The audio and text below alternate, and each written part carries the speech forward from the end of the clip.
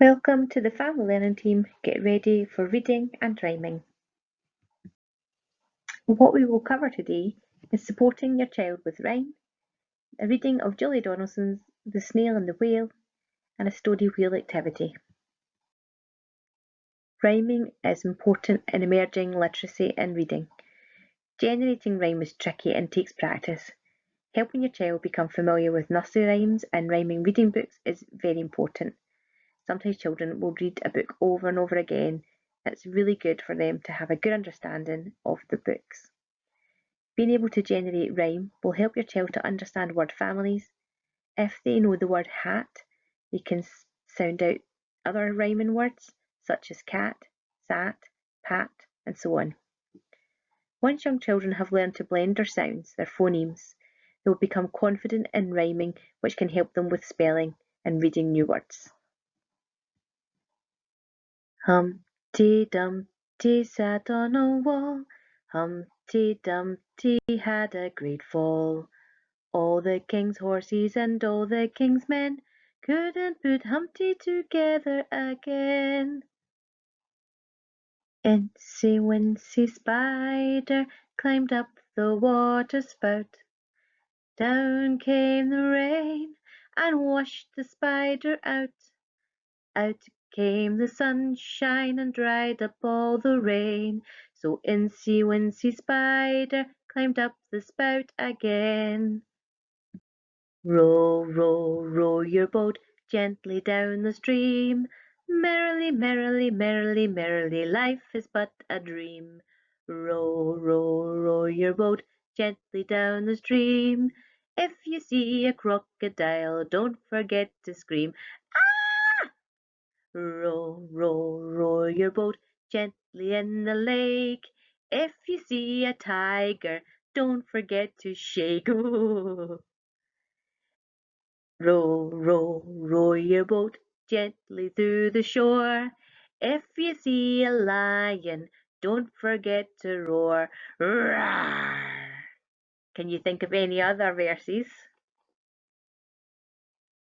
Show me your 10 little fingers.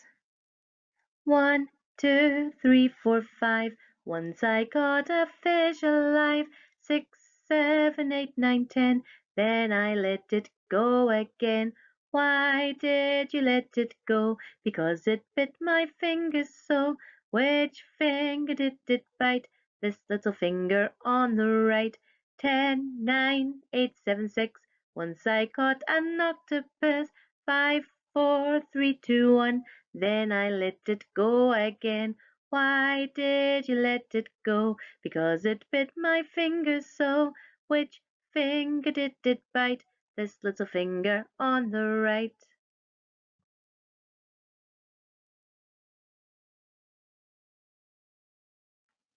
Before we even start the story, it's good to explore the book.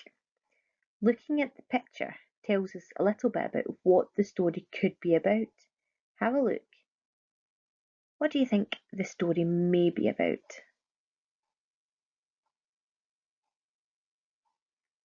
You can see at the top it has the author and the illustrator. That's who draws the pictures. The title, The Snail and the Whale. Can you see the snail and the whale in the picture? Those are the main characters. Other clues that we have. The snail is in the water. Is that something that you would usually see? What do you think the story might be about? That's called predicting. The front cover tells us lots about the story. That's what draws our attention. We have the spine of the book to keep the book together, and at the back there's usually a blurb that tells you all about the story to get you really interested. Take some time to look at the picture before you go on to the next slide. Here's the blurb. A snail hitches a ride with a whale and they head off to see the world. But disaster strikes when the whale is beached in a bay. Can the tiny snail think of a plan big enough to save him? Underneath you can see the review, bold and brilliant, wise and wacky at times. And then there's more books by the author, Julia Donaldson. I'm wondering if you have read any of her stories. We think she's fabulous. This is the tale of a tiny snail and a great big grey-blue humpback whale. This is a hawk as black as soot, and this is a snail with a The sea snail slithered all over the rock, and gazed at the sea and the ships in the dock. And as she gazed, she sniffled and sighed. The sea is deep and the world is wide. How I long to sail, said the tiny snail.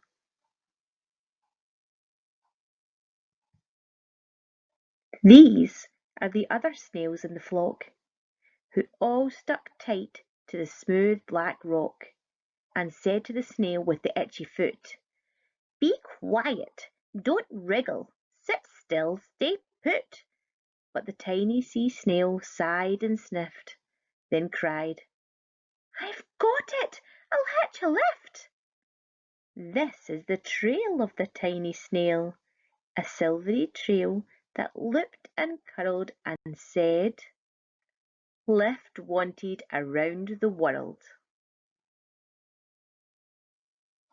And this is the whale who came one night when the tide was high and the stars were bright, a humpback whale immensely long, who sang to the snail a wonderful song of shimmering ice and coral caves and shooting stars and enormous waves. And this is the tale of the humpback whale. He held it out of the starlit sea and said to the snail, Come with me. This is the sea, so wild and free, that carried the whale and the snail on his tail to towering icebergs and far-off lands, with fiery mountains and golden sands. These are the waves that arched and crashed, that foamed and frolicked and sprayed and splashed. The tiny snail on the tail of a whale. These are the caves beneath the waves, where stripy fish and feathery fins and sharks with hideous toothy grins swam round the whale and the snail on his tail. This is the sky, so vast and high, sometimes sunny and blue and warm, sometimes filled with a thunderstorm, with zigzag lightning flashing and frightening the tiny snail on the tail of the whale. And she gazed at the sky, the sea, the land, the waves and the caves and the golden sand. She gazed and gazed, amazed by it all, and she said to the whale, I feel so small. But then came the day. The whale lost his way. These are the speedboats running a race, zigging and zooming all over the place, upsetting the whale with their ear-splitting roar, making him swim too close to the shore. This is the tide slipping away. And this is the whale lying beached in a bay. Quick, off the sand, back to sea, cried the snail. I can't move on land. I'm too big, moaned the whale. The snail felt helpless and terribly small. Then, I've got it, she cried and started to crawl. I must not fail, said the tiny snail. This is the bell on the school in the bay, ringing the children in from their play. This is the teacher holding her chalk, telling the class, Sit straight, don't talk. This is the board, as black as soot. And this is the snail with the itchy foot. A snail, a snail! The teacher turns pale. Look, said the children, it's leaving a trail. This is the trail of a tiny snail, a silvery trail saying, "Save the whale." These are the children running from school, fetching the fireman, digging a pool, squirting and spraying to keep the whale cool.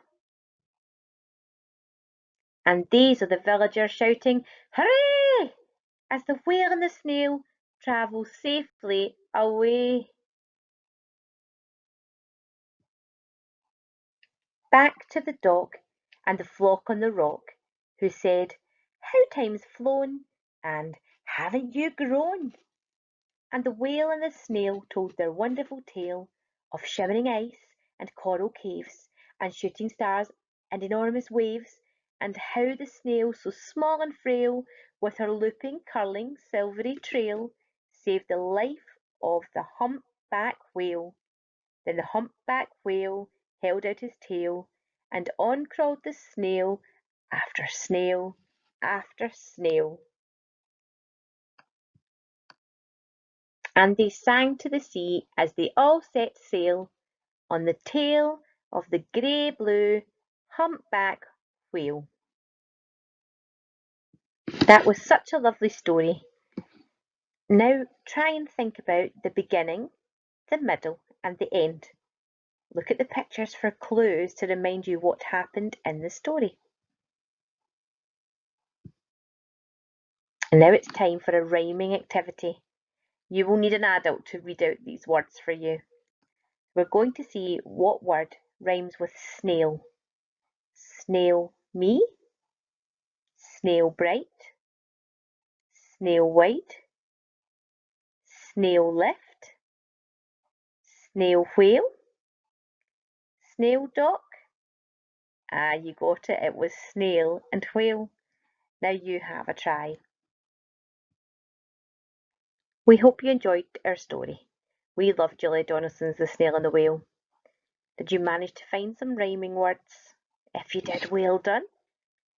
If not, why don't we look round your house to see if you can find anything that rhymes? I might go and sit on a chair and then go to the fruit bowl and pick out a pear.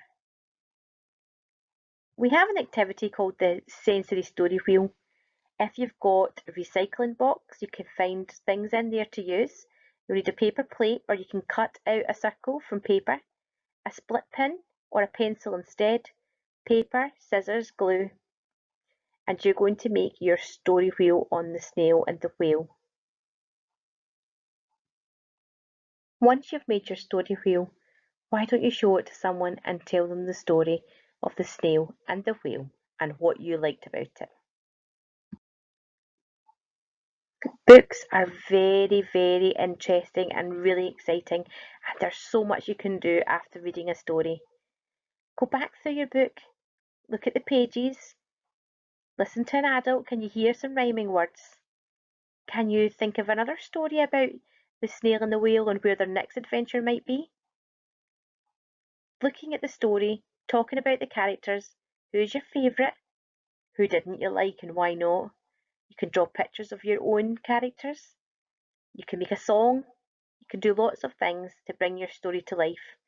All of these things make us enjoy our books just that little bit more. Thank you for listening.